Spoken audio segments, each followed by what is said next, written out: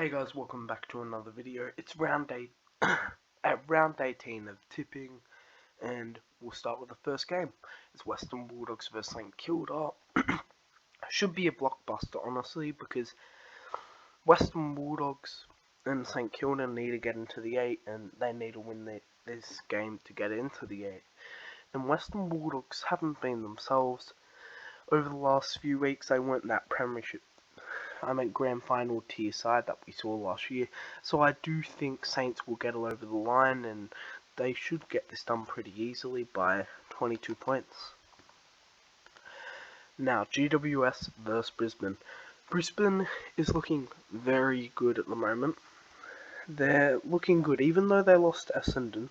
They were hit by COVID, and they looked very good without their key players. So I'll expect them to win this game by 36 points and bounce back, because they'll get all their players back, I think. Now, Adelaide Collingwood. Collingwood will win this game just because they're a better side and they should be able to do it even at Adelaide Oval, and I expect them to get it done by 20 points. And what a fight by North Melbourne, I have to say, is there in this next tip. They fought for 3 quarters and Collingwood just came back, and good determination by Collingwood to actually get back. Now, North Melbourne vs Richmond. Richmond will win, they're the better side, and North Melbourne, they're just developing, so I think they'll put up a fight and it'll only be a 20-point loss. Carlton vs Geelong. Carlton are a very good side, Geelong a better side. They just beat Melbourne, so they'll get this done by 26 points. Fremantle vs Sydney. Fremantle should get this done. It's at their home side. Sydney are doing okay at the moment. Like, they have had some good results and bad results. They're not consistent enough, so maybe they'll pull out a victory, but I do see Fremantle getting the job done. Hawks vs West Coast. Hawks had a very impressive first half against Adelaide. They were obliterating them then. They let them come back, and they only won by 30 points, but they should be able to get the job done against West Coast, even though West Coast has been very good. Except for that last 4th quarter against Carlton, they have been good, so I'll expect it'll be a little bit of a thriller by 7 points. Melbourne vs Port Adelaide. Melbourne, even though they might not have Clayton Oliver for this next one, since he either fractured, broken his thumb, we don't know yet. Hopefully it's only a 1-week injury, but since they have that, I don't think they'll win by much, but they should still get it done. Petrarca will just have to spend more time on bowl and not in the forward all the time, so they'll get it done by 18 points. Essendon vs Gold Coast. Essendon has been the most improved side in the competition in the last 4 weeks. They've been St Kilda, they've been Sydney, and they just beat the Lions.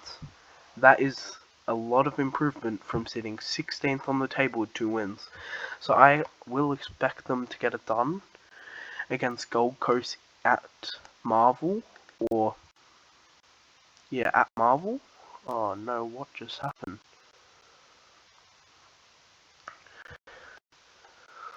Yeah, at Marvel they should get it done pretty comfortably. I think they'll get it done by 24 points. Richmond vs Fremantle. Wait, yeah.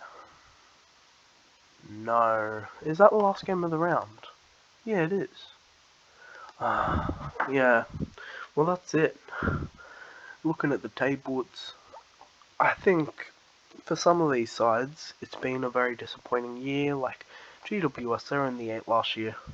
Nobody talks about them and how they've fallen off a cliff, but I understand that Leon Cameron went out, and maybe that's why they get leeway. Gold Coast Suns, what a side at the moment. Stuart Dew is going to get a contract extension, which is good for him. St Kilda and Richmond I still think they'll battle it out for the spot, but I think if these teams do not win, this week, then they'll be out of the race because it'll be very hard to recover 2 wins. So yeah, that's it for the video. Hope you guys enjoyed, and I'll see you guys next week for another tipping video, and maybe a Supercoach video this week, depends on how I'm feeling. But I'll give you a little bit of an update on that. I bought in, because Parrish was injured, I had to bring in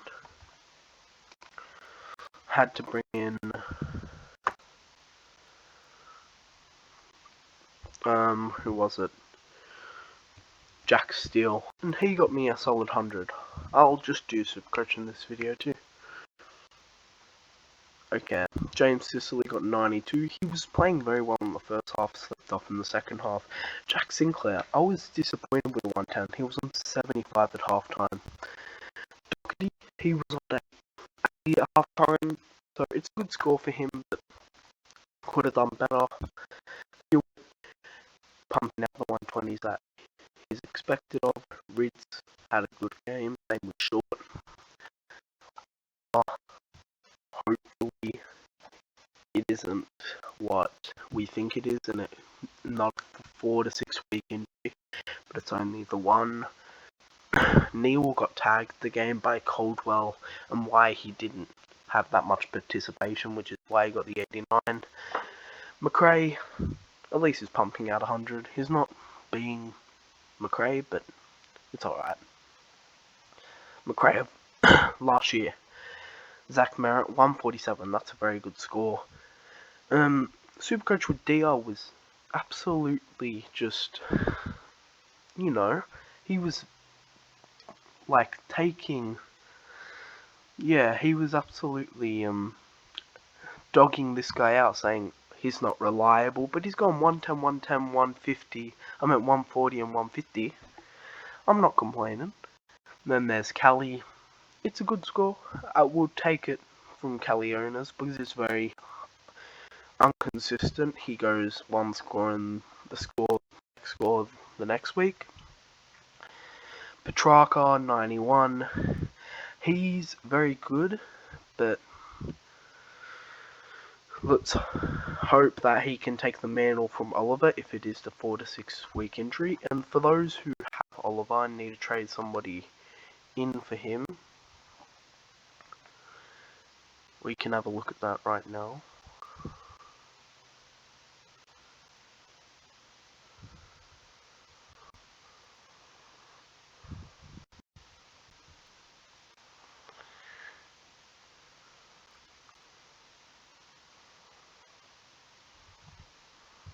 Here it is. If you don't have these 3, I don't know what you're doing because everybody has them. But if you don't have them, get these guys on in. Callum Mills, he's a bit unreliable, but I'd go for him if you don't have him. Same with Tuk Tuk, but he's a bit more reliable, so go for him. Brayshaw, a good solid player. He's on further odds. He's favoured to win the Brownlow because I watched First Crack last night and I had that. It was interesting. Ben Keys, he's a cheaper option, but he's still a very good option to go for. So if you're long cash, I suggest Ben Keys.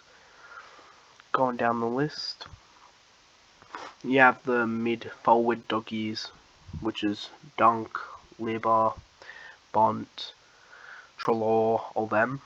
You can go for them. They're alright. Then there's your Walshes, Crippses. They're all viable options, so you guys do what you think. And now heading down, I have Tim English in Rock, which is good for returning from concussion. And we expected better because he was on like 70 at halftime, but it's still a viable score. It's a good score. Cogs had a brilliant game, but expected more because he was on 60. No, that was Jake Kelly. He was on 65 at halftime. He was on 58, but still expected a little bit more. Maybe a goal or 2 to add on. Because he's looking very impressive. Brody, but I'm still happy with that. Brody, below par game.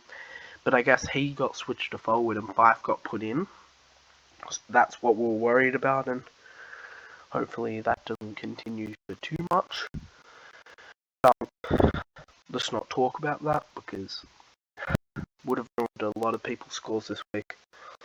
Parker, he had a good game, and this man, I can't trade him because I have one trade left, but yeah, hopefully he brings back the form of a few rounds ago, and Heaney had a very good game. He dominated his defender, kicked a few goals, and that was it.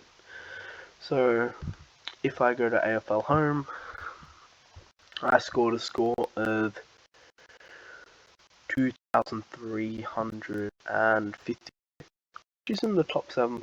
I was very impressed. That's very impressive for me because, yeah, I've been in the top 50 for the year. I've gone up to the top 36 over the last 2 weeks, which I'm happy with. I'll see you guys next week for another video, and that'll be it.